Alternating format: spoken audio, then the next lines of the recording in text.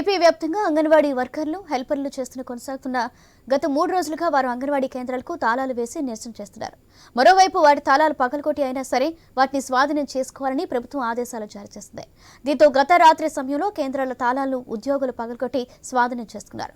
దీంతో ప్రభుత్వం చట్ట వ్యతిరేక చర్యలు చేస్తుందని అంగన్వాడీలో ఆగ్రహం వ్యక్తం చేస్తున్నారు. దీనిపై మరింత సమాచారం కోసం సిఐటియు ఏలూరు జిల్లా కార్యదర్శి ప్రసాద్తో మా ప్రతినిధి Bhargav face to face.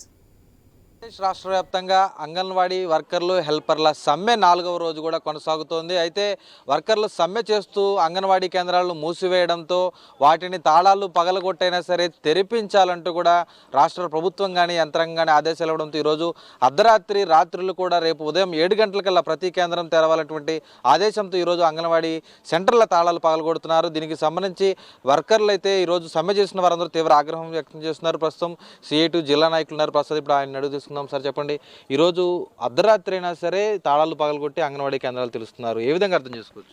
Jaganmohan Reddy గారి ప్రభుత్వానికి పోయే కాలం దగ్గరికి వచ్చింది. అందుకని ఇవాళ తాళాలు బద్దలు కొట్టేటువంటి కార్యక్రమాన్ని చేపట్టారు. అసలు అంగన్వాడీలు వాళ్ళ న్యాయమైన డిమాండ్ల కోసం గత సంవత్సర కాలంగా అనేక ఆందోళనలు చేశారు. ఈ సంవత్సరంలో అనేకసార్లు కలెక్టరేట్లు ముట్టడించారు. ఇక్కడే కలెక్టరేట్ దగ్గర పెద్ద ఎత్తున ఆందోళన నిర్వహించారు. అనేకసార్లు వింతపత్రాలు సమర్పించారు. కమిషనర్కి, ప్రిన్సిపల్ సెక్రటరీకి ఎన్నో విజ్ఞాపన పత్రాలు ఇచ్చారు. అయినప్పటికీ జగన్మోహన్ రెడ్డి గారి ప్రభుత్వం వాళ్ళ సమస్యల పట్ల చాలా నిర్లక్ష్యంగా వ్యవహరించింది. గత్యంతరం లేనటువంటి పరిస్థితుల్లో అంగన్వాడీలో 12వ తేదీ నుంచి రాష్ట్ర వ్యాప్తంగా సమ్మెలోకి వెళ్ళారు. సమ్మె సందర్భంగా వాళ్ళు శాంతియుతంగా ఆందోళన చేస్తూ ఉంటే ఈరోజు జిల్లా కలెక్టర్ల ద్వారా, జిల్లా ఉన్నతాధికారుల ద్వారా రాష్ట్ర ప్రభుత్వం అంగన్వాడీ సెంటర్లందరినీ అన్ని బద్దలు కొట్టి సెంటర్లు నడపమని చెప్పి హుక్కుం జారీ చేస్తూ ఉంది. ఇది ఎక్కడ దుర్మార్గమైనటువంటి విషయం. అప్రజాస్వామ్యంగా ఈ రోజున సెంటర్లు ఓపెన్ చేసేటువంటి చర్యలు పాల్పడడం అనేటువంటిది చాలా అన్యాయం. ఈరోజు రాజ్యాంగాన్ని కాపాడాల్సిన వారు, చట్టాలను కాపాడాల్సినటువంటి వీళ్ళే ఇవాళ చట్టోల్లంఘన చేసి అంగన్వాడీ సెంటర్లు తాళాలు బద్దలు కొట్టించడం, తలుపులు బద్దలు కొట్టించడం అంటే చాలా హేయమైనటువంటి చర్య. ఈరోజు సచివాలయం సిబ్బంది, పంచాయతీ సిబ్బంది, వివిధ రకాల ప్రభుత్వ సిబ్బందితో ఇలాంటి తప్పుడు పద్ధతులకి జగన్మోహన్ రెడ్డి గారి ప్రభుత్వం పాల్పడుతూ ఉంది. ఇటువంటి చర్యలను తక్షణం నిలిపివేయాలని చెప్పి మేము సిఐటికి మేము డిమాండ్ చేస్తూ ఉన్నాం. ఈరోజు అంగన్వాడీలు అడిగేటువంటి చాలా న్యాయమైనటువంటి కోరికలు.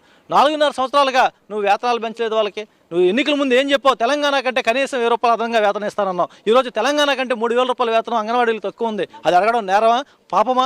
అంటే జగన్మోహన్ రెడ్డి గారి రాజ్యంలో ఎవరో కూడా రోడ్డు మీదకి వచ్చి మా సమస్యలు పరిష్కరించమని చెప్పి అడగకూడదా? ఇలా అర్ధరాత్రులు తాళాలు పగలడానికి కారణం రేపటి నుంచి అంటే ఇప్పటికే 3 రోజులు అయిపోయింది. గర్భిణీలకి, బాలింతలకి, చిన్నారులకి పౌష్టికాహారం ఇవ్వడం కోసమే మేము ఏదైనా చర్య తీసుకుంటున్నామంటూ ప్రభుత్వ యంత్రాంగం చెప్తున్నారు. ఎలా అర్థం చేసుకోవచ్చు? ఈరోజు ప్రభుత్వం చెప్పేటువంటి అవాస్తవాలు. ఈరోజు గర్భిణీలకి, బాలింతలకు సంబంధించి THR టేక్ హోమ్ రేషన్కి సంబంధించి 1 రోజులకు పైగా సరిపడా సరుకులు మొత్తాన్ని కూడా వాళ్ళకి అంగన్వాడీ సిబ్బంది పంపిణీ చేసే సమ్మెలోకి దిగారు. వాస్తవంగా 8వ తేదీనే సమ్మె ప్రారంభించాలి.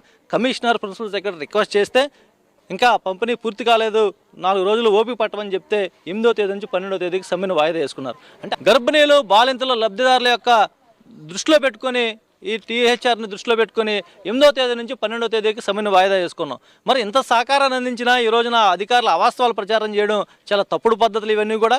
అసలు వేతనాలు పెంచింది జగన్మోహన్ రెడ్డి గారు వచ్చిన తర్వాత 1000 రూపాయలు పెంచాడు. కానీ ఏమని చెప్తున్నారు? 7000 నుంచి 11500 అంటే 4500 పెంచామని చెప్పి ఒక తప్పుడు అవాస్తవాలని ఈ రోజున ప్రభుత్వం ప్రచారం చేస్తూ ఉంది. ఉన్నతాధికారులు, IASలు అయి ఉండి ఇలాంటి తప్పుడు ప్రచారాలు చేయడం మానుకోండి.